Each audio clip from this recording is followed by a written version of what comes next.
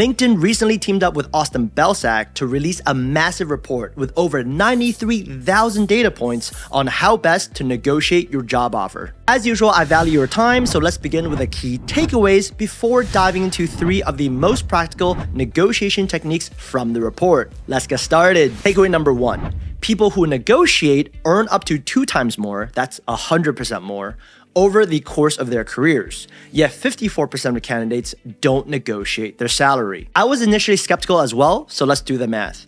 According to the Social Security Administration in the US, the average salary is around $63,000. And according to Investopedia, candidates who negotiate can expect a 10% to 20% pay increase when changing jobs. So let's assume Satya Nadella and Elon Husky both start off with $63,000 in base salary. They both receive a 10% pay increase only when they change roles every 5 years and work a total of 40 years. As you can see, these are very conservative numbers. The only difference being that Elon, with his, shall we say, energetic personality, negotiates an additional 10% increase for each new role. We see that by year 40, the difference in annual salary is $154,000. So actually, more than 2 times Satya's, and the difference in cumulative earnings is $1.9 million.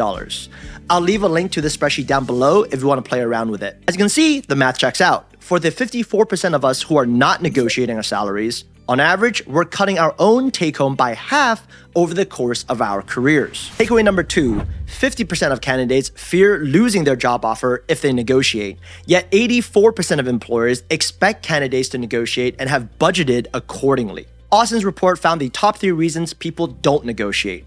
13% lack confidence because they don't think they have the right skills, 35% don't want to seem greedy, and a whopping 50% are afraid of losing the offer. And this right here is the spotlight effect in action. We are so focused on ourselves that we forget to see things from the employer's perspective. Because guess what? 90% of employers say they have never withdrawn an offer just because someone negotiated.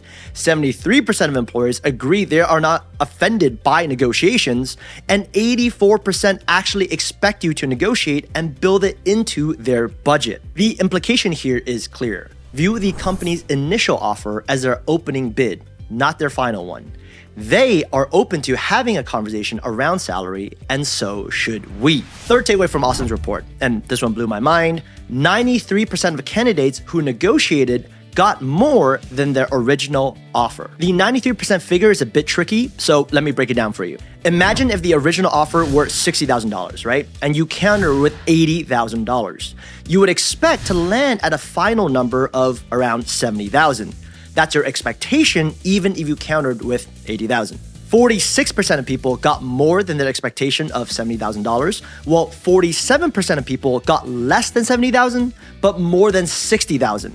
So adding those 2 numbers together, 93% of candidates who negotiated got more than the original offer of $60,000. Also, if you're a job seeker, I've got a free toolkit with practical networking tips, resume and cover letter templates that got me into Google, and even AI prompts. I'll leave a link down below. All right, by now it should be extremely clear that the question is not if we should negotiate salary, but how to negotiate. Here are 3 simple techniques. Number 1, avoid the early ask salary trap.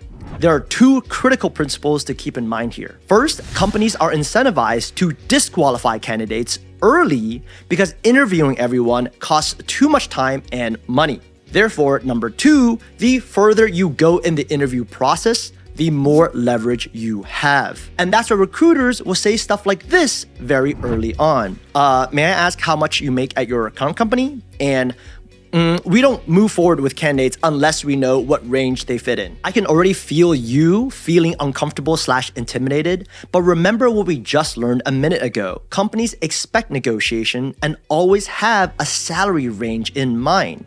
So here's how to politely push back. Of course, that totally makes sense. Would you be open to sharing the range you have budgeted for this role?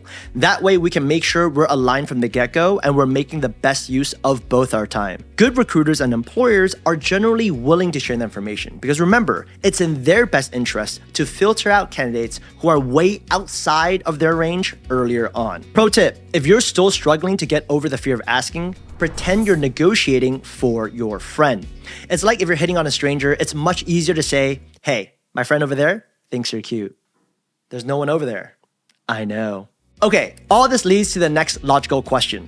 What salary range should we share when they ask? Negotiation tip number 2. Prepare your bolstering range. Step 1, search for your role on levels.fyi, glassdoor.com, salary.com, and h1bdata.info, and input the lower, upper, average, and top percentile ranges of the base salary into a spreadsheet like this. Step 2, review 10 job descriptions for similar roles. If you're slightly more qualified, for example, the job description asks for 3 years and you have 5, then you know you deserve something closer to the higher end of the range. Step 3, prepare your bolstering range, where the numbers on the lower end of the range are closer to your target salary. You do this because a recent study by Columbia shows, number 1, candidates who share a range receive higher salaries than those who share a specific number, and number 2, employers usually come back on the lower end of the range. Pro tip: H1bdata.info is great for international students because employers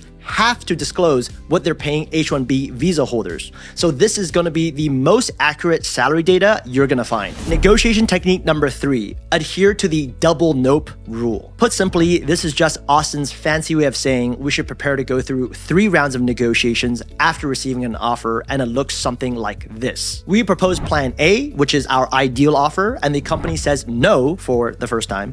We immediately fall back to plan B. The company says, it's still not possible, no number 2.